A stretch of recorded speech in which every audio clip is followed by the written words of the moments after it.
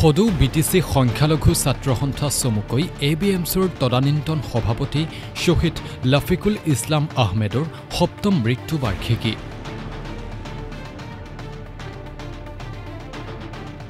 শ্বহীদগৰাকীৰ মৃত্যু তিথিটো সদৌ বিটিচি সংখ্যালঘু ছাত্ৰ সন্থাই ছাত্ৰ সংহতি দিৱস হিচাপে পালন কৰি আহিছে।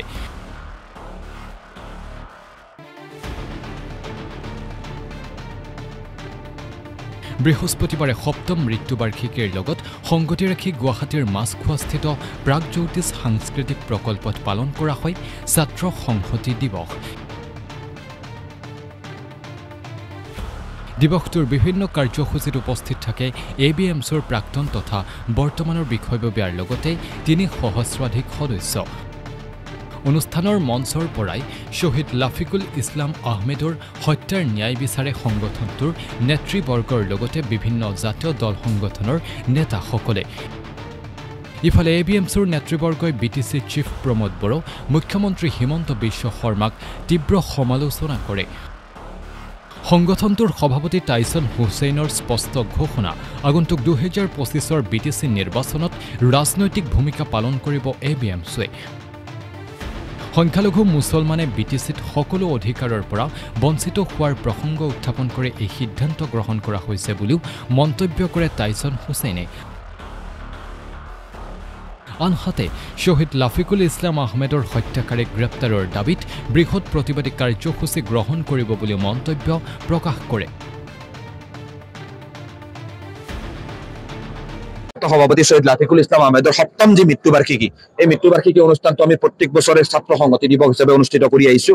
আৰু এইবেলি এই সপ্তম বাৰ্ষিক ছাত্ৰ সংহতি দিৱস অনুষ্ঠানটি আমি অসমৰ ৰাজধানী চহৰ গুৱাহাটীৰ মাজমজিয়াৰ মাছখোৱা প্ৰাগজ্যোতিষ সাংস্কৃতিক প্ৰকল্পৰ আমি অডিটৰিয়ামত অনুষ্ঠিত কৰিছো। অসমৰ বিভিন্নজন বিশিষ্ট ব্যক্তিক ইয়াত আমন্ত্ৰণ জনাইছো, বিভিন্ন ছাত্ৰ সংগঠনৰ বিষয়ববীয়াসকলক আমি আমন্ত্ৰণ জনাইছো। ইয়াত বিস্তৃতভাৱে শহীদ লাফিকুল ইছলাম আহমেদৰ নীতি আদৰ্শ, তেখেতৰ স্মৃতিত আৰু তেখেতৰ ন্যায়ৰ দাবীৰ সংগ্ৰামখনৰ ওপৰত আলোচনা হৈছে। কাৰণ আপোনালোক আটাই জানে যে 2017 চনৰ 1 আগষ্ট তাৰিখে কোকৰাঝাৰ চহৰৰ ৰাজপথত ABMCৰ তদানীন্তন সভাপতি লাফিকুল ইছলাম আহমেদ চাহাবক 12 জাই গুলিৰে থকা সৰকা কৰি হত্যা কৰা হৈছিল। আৰু এই হত্যাকাণ্ডৰ পিছতে সমগ্ৰ অসমতে এক বৃহৎ প্ৰতিবাদী পৰিৱেশ সৃষ্টি হৈছিল আৰু চৰকাৰ বাধ্য হৈ উক্ত ঘটনাৰ তদন্ত প্ৰক্ৰিয়া CBI লৈ হস্তান্তৰ কৰিছিল। প্ৰথমে স্পেচিয়েল ইনভেষ্টিগেশ্যন টিম, তাৰ পৰৱৰ্তী সময়ত CID, তাৰ পৰৱৰ্তী সময়ত CBI। কিন্তু আজি 7টা বছৰ পাৰত লাফিকুল ইছলাম আহমেদৰ হত্যাকাৰী গ্ৰেপ্তাৰ নহল। 2021 চনৰ 1 আগষ্ট তাৰিখে ABMCয়ে এক গোটেই BTC জোৰা স্তব্ধ কৰি দিয়া আন্দোলনৰ কাৰ্যসূচী গ্ৰহণ কৰিছিল। 2017 চনৰ পৰা 2024 চনলৈকে ABMCৰ কোকৰাঝাৰৰ পৰা দিল্লীলৈকে ধাৰাবাহিকভাৱে পথ অৱৰোধ, ৰেলপথ অৱৰোধ, BTC বন্ধ, অসম বন্ধ দৰে ধাৰাবাহিক কাৰ্যসূচী গ্ৰহণ কৰি আহিছো।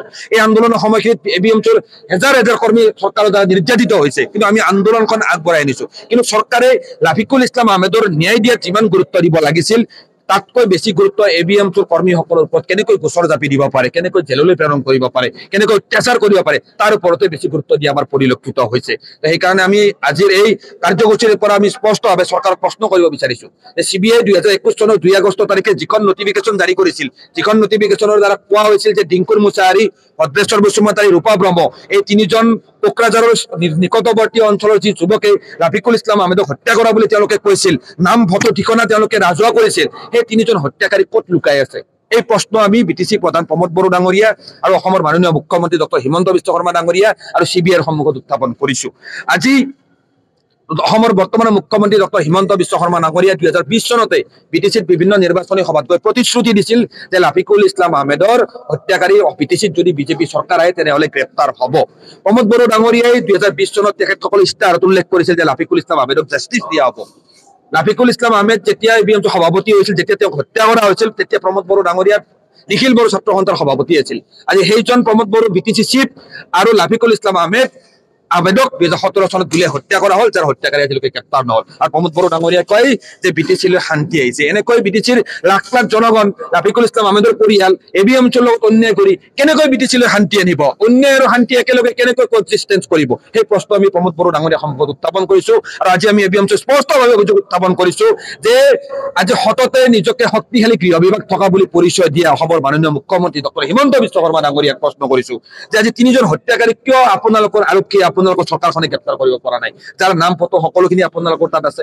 আপোনালোকে বিভিন্ন বহিৰাজ্যলৈ গৈ বিভিন্ন অপৰাধীক গ্ৰেপ্তাৰ কৰি আনিব পাৰিছে, কিন্তু অসমৰ সংখ্যালঘু ৰাইজৰ বলিষ্ঠ প্ৰতিবাদী সত্তা লাফিকুল ইছলাম আহমেদৰ হত্যাকাৰী কিয় গ্ৰেপ্তাৰ কৰিব পৰা নাই? নে কোনোবা ৰাজনৈতিক শক্তিয়ে লাফিকুল ইছলাম আহমেদৰ হত্যাকাৰীক লুকুৱাই ৰাখিছে? আমি প্ৰশ্ন কৰিছো অসম চৰকাৰক যে অসম চৰকাৰে শ্বহীদ লাফিকুল ইছলাম আহমেদৰ হত্যাকাৰীক লুকুৱাই ৰাখিছে নেকি? এই প্ৰশ্ন আমি ABMC উত্থাপন কৰিছো। কি হয় দেখা যাব। আজি ছাত্ৰ সংহতি দিৱসৰে মঞ্চৰ পৰা স্পষ্টকৈ কৈছো, ওদালগুৰিৰ পৰা আমি খোজকাঢ়ি হাজাৰ হাজাৰ মানুহ কোকৰাঝাৰলৈ যাম। 2025 চনত আমি স্পষ্টভাৱে আমি আমাৰ ভূমিকা গ্ৰহণ কৰিম। আমি আমাৰ লিডাৰক আমি কেণ্ডিডেট বনাম, আমাৰ লিডাৰৰ কাৰণে আমি ভোট বিচাৰি যাম, আমাৰ লিডাৰক আমি MCLA বনাম, আমাৰ লিডাৰক PM বনাম। এই ক্ষমতা শক্তি সাহস আমাৰ আছে, আমাৰ প্ৰয়োজন মাত্ৰ ঐক্যবদ্ধ হৈ থকা। লাফিকুল ইছলামৰ হত্যা ৰাজনৈতিক হত্যা, আৰু যেতিয়া ৰাজনীতি হত্যা সাহস পক্ষৰ হত্যা, মই ভাবো যে ইয়াৰ ন্যায় আমি কোনদিনে পাম। মোৰ এটা চিন্তনীয় মোৰ বাবে বিষয় হৈ ৰ'ব। কিন্তু মই ভাবো যে যেনেকুৱা শাহ কামাল ডাঙৰীয়া বা সাধাৰণ সম্পাদক ডাঙৰীয়া যিবিলাক কথা ক'লে যে ABMC দুৰ্বল নহয়, মই বিশ্বাস কৰোঁ। যিহেতু মই PTCৰ মাজমজিয়া কোকৰাঝাৰৰ মোৰ ঘৰ, মই ভাবোঁ আৰু বিশ্বাস কৰোঁ ABMC দুৰ্বল নহয়। নিশ্চয় ইয়াৰ উত্তৰ ABMCয়ে উলিয়াব লাগিব। আৰু মই ভাবোঁ যিহেতু লাফিকুল ইছলামৰ হত্যা ৰাজনীতি হত্যা, আৰু তাৰ বাবে ABMC ইয়াৰ উত্তৰ ৰাজনীতিভাৱে উলিয়াব লাগিব। আজি শ্বহীদ লাফিকুল ইছলাম ডাঙৰীয়াৰ যি হত্যাকাণ্ড হ'ল, সেই হত্যাকাণ্ড মই ভাবোঁ আপোনালোকে যেনেকৈ ভাবে যে অকল মাইনৰিটিৰ ক্ষতি হৈছে, মাইনৰিটিৰ হত্যা বা কণ্ঠ হত্যা কৰা হৈছিল, নহয়। লাফিকুল ইছলাম ডাঙৰীয়া সমগ্ৰ অসমৰ এক কণ্ঠ আছিলে, সমগ্ৰ অসমৰ আত্মসন্মান আছিলে, সমগ্ৰ অসমৰ এক আত্মা হয়। আৰু এই আত্মাই অনাগত দিনত লাফিকুল ইছলাম হত্যাকাণ্ডই এই জনগোষ্ঠীৰ এক দলিল হয়। এই দলিলৰ যোগেদি অনাগত দিনত এই মাইনৰিটিসকলৰ নিৰাপত্তাৰ কথা, সাংবিধানিক অধিকাৰ কৰাৰ কথা আৰু ন্যায়ৰ কথা আলোচনা কৰা যাওক। কথাটো হৈছে যে হত্যাকাৰী চিনাক্ত কৰা হ'ল, হত্যাকাৰী কৰায়ত্ব নহ'ল, কিন্তু ডাঙৰ কথাটো হ'ল যে হত্যাৰ আঁৰৰ কাহিনী কি আছিলে সেয়া কিন্তু আজিলৈকে পোহৰ নাহিলে। আৰু উপৰোক্ত কেইবাজন বক্তাই কৈ গৈছে যে ই এক ৰাজনৈতিক হত্যা। মোৰ এক আহ্বান ABMC নেতৃবৰ্গৰ প্ৰতি তথা সমূহ কৰ্মকৰ্তাৰ প্ৰতি যে ন্যায় পাবলৈ হ'লে আমি আমাৰ মানুহখিনিক ৰাজনৈতিকভাৱে সচেতন কৰিব লাগিব, আৰু ৰাজনৈতিকভাৱে সচেতন কৰি আগন্তুক দিনত আগবাঢ়ি যাব লাগিব আৰু ন্যায়ৰ কাৰণে যুঁজ দিব লাগিব। এই হত্যাকাণ্ডৰ ন্যায় হওক বা ভূমিৰ অধিকাৰ সকলোৰে কাৰণে আমি আগবাঢ়ি যাব লাগিব।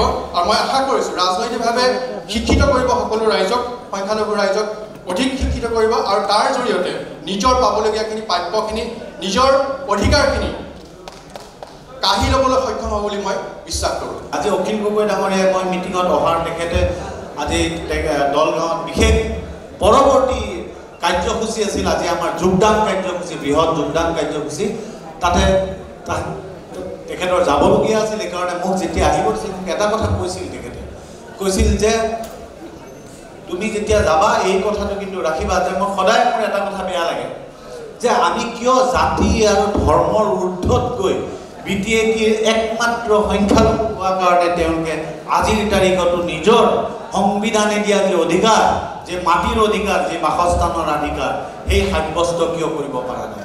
আৰু আমি ৰাইজৰ দলে 26ত বিৰোধী ঐক্যৰ যি ৰাজনৈতিক বিকল্প প্ৰতিষ্ঠা হ'ব, তেতিয়াই কিন্তু ৰাইজৰ দলৰ প্ৰথম কথা হ'ব BTAT অঞ্চলত, বিশেষকৈ যে BTAT অঞ্চলত বাস কৰা সকলো জাতি জনগোষ্ঠীৰ ধৰ্মাৱলম্বী লোকৰ সম অধিকাৰ সাব্যস্ত কৰা, সংবিধানে দিয়া যি অধিকাৰ, যি ভূমিৰ অধিকাৰ, সেই ভূমিৰ অধিকাৰ সাব্যস্ত কৰা। কাৰণ প্ৰকৃত ভাৰতীয় নাগৰিকক কেতিয়াও কোনো আইনৰ আধাৰত এই চৰকাৰখনে বিদ্বেষমূলকভাৱে বঞ্চিত কৰিব নোৱাৰে। এই মৌলিক অধিকাৰ সাব্যস্ত কৰিবই লাগিব।